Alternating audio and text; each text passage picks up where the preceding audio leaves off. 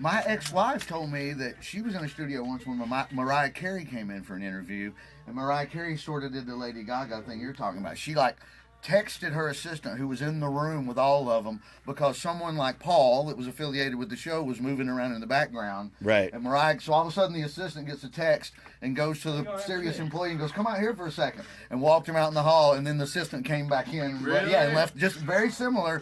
And then my ex was in the studio, and she goes, looks at the publicist guy and goes, "What was that about?" Wow. And the publicist guy said, "Mariah wasn't feeling his vibe." Yeah.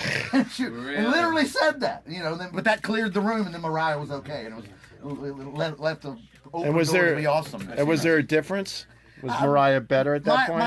My ex and Mariah wasn't doing anything except, in the corner looking at her phone the whole time, so she didn't know. She just thought it was weird that nothing had happened that the guy put out a bad vibe. But Mariah's from my high school. She can't do any wrong. Didn't you say you knew somebody who hooked up with her in high school? Well, I mean, my brothers knew her very well. The story goes that my brother Quinn, Mariah Carey adored. I liked him. Oh, really? Adored. Yeah. And they ran the same circles at Harborfields, like same parties, because this guy, Peter Baker, really knew Mariah Carey. So my brother Quinn knows Mariah Carey. Like if they were in the same room, she would freak out, give him a hug and all that. And go, "Oh, you're so cute." Without a doubt. That's cool. Here's the other side of the story. So my brother Quinn has a twin named Brett who owns F.H. Riley's in Huntington. All right. Mariah Carey hates him. Oh, and they're twins. Yes. Oh, are they identical twins? No. Okay. They barely look like they're brothers. So that you think it's a physical thing that she's surely going with the hot guy? I gotta text my brother and find out exactly why. But yeah, Mariah Carey adores my brother Quinn but maybe hates is a little strong. Okay, right. But definitely dislikes Brett. Would not run over and give him the hug. No. Which she would automatically do with No. The greatest asshole story I ever heard actually made me laugh out loud. A buddy of mine met Rod Stewart and saw him at a hotel and said, "Rod, I get a picture with you?" And he goes, yeah, hang on a second. And he started to put his arm around my buddy and he said, "Oh, did you get tickets? Did you go to the show?" And he goes, "No, I didn't get a ticket." And he goes, "Oh, fuck you then." He walked away. I love that story. I mean, it's such an over-the-top asshole story that it made me laugh. But sometimes in radio, you'll meet people who you really respect, and they'll let you down. Or there's sometimes people you have no respect for that are so cool, and you'll be like, you know what, I'm going to defend that guy. Like, everybody would talk shit about Carrot Top. I met Carrot Top. I love Scott. We did a roast together. We did a roast of Gene Simmons.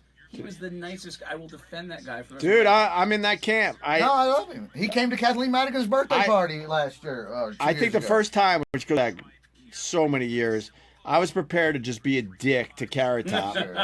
I'm almost embarrassed to even say that. But I didn't know him.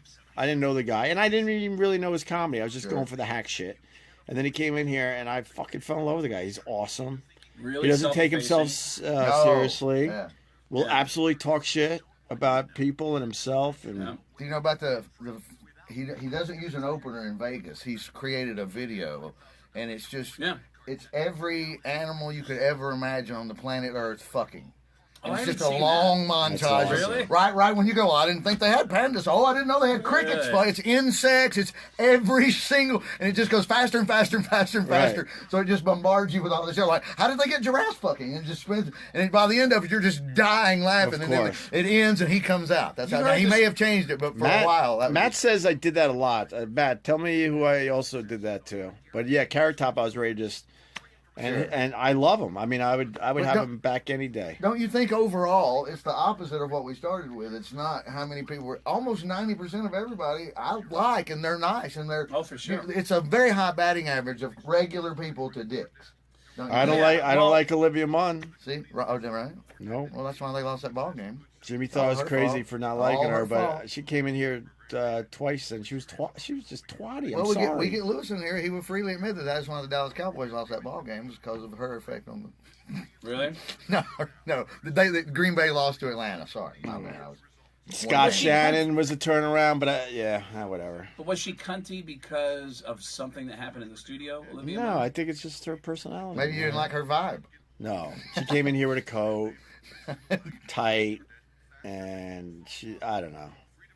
She was just very protective and ready to just have a fight. I haven't seen a lot of people ever come in here like that, really. Have you ever heard the stories about Carrot Top having the biggest cock on the planet? No, that was Milton Berle. No, but I know Milton Berle had it too. But there's people who are friends with and Scott. Sherrod Small. Yeah.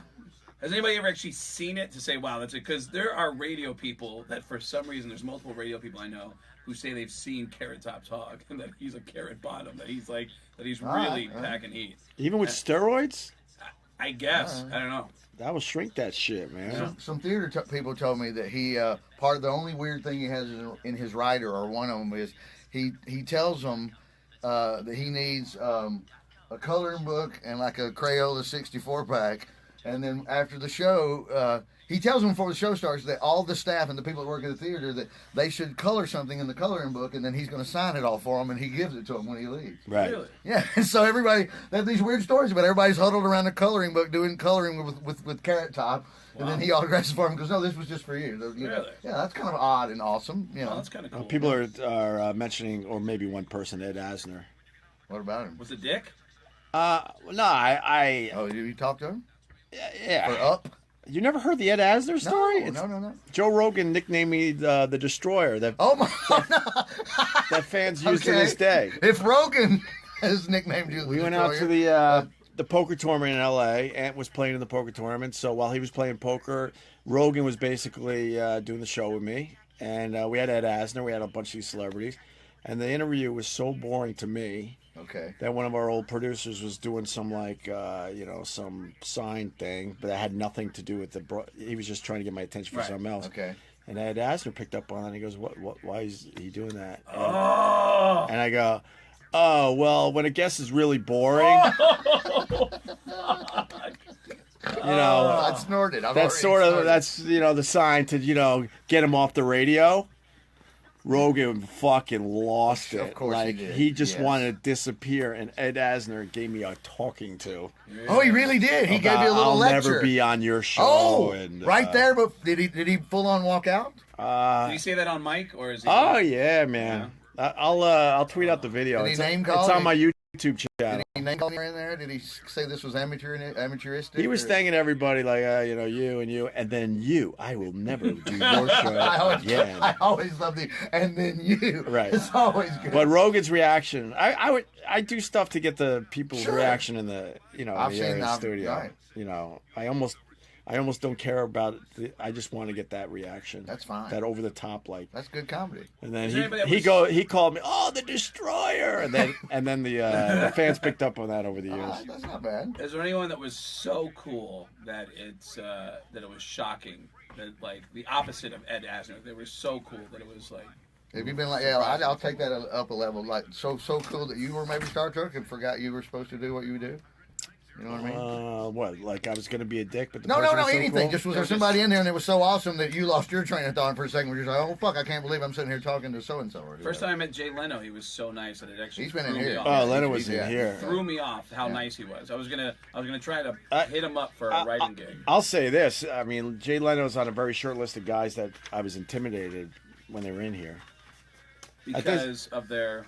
Jay fucking Leno. Yeah. I don't know what I don't know what it takes, but every once in a while someone walk through that door and I'm like, holy fuck! And I'm kind of starstruck. That picture's on my website. I use that still one of my favorite pictures on my website. Gaffigan, Daryl Hammond, Leno, me, Jimmy Norton, right, and this idiot. So yeah, Leno was awesome. I'm leaving somebody out probably. Leno came in here and just he was everyone's balls. God, he just ripped us all to shreds in the most. I liked all that, but I was like, holy fuck, that's Jay Leno. Yeah, it was plus the fact he always like stuck up for us with the whole Howard bullshit, and he was so good. He was always cool to us. He was the kind. I mean, he was just holding court, and every time we left ourselves open, zing zang, zing. He got Norton, he got me, he got him. It was really cool, and he was enjoying himself. Hey Eric, someone brought up what's his name from Cheers, who came in here all hungover and depressed. George Wendt when he came in here all very bloated and obviously going through withdrawals. And we were all just got depressed immediately. Remember that? Yeah, it was very sad, and it got to the point where we were having a discussion with him, and he goes, like, "Oh, you want me to go, I'll just go. Yeah, and of course George went. George went. Yeah. Wow.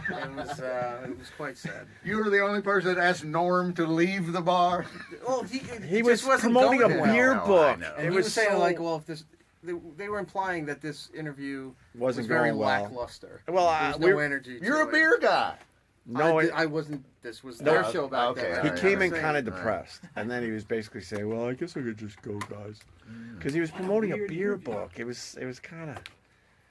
Yeah, it was one of those novelty things that should have came out in the height of Cheers. Right. You And know, he's way too late It's with like it. Letterman put out a top 10 Now. list book now. Yeah, I got you. Instead of No, right. Someone's saying he blew out out the toilet. Is that true? I don't remember That that. might be true. They might be true. I don't remember that. But I Who think, would know? I think that somebody told us that. I don't remember that. I really don't. He never struck me as anything less than jovial and likable. I can't He imagine is. him being No, he sad. came in here sad. He was sad. I think y'all just did it to him. No, no, look, I've done some shitty stuff, but not that. That was all on him. All right. He was in a bad place.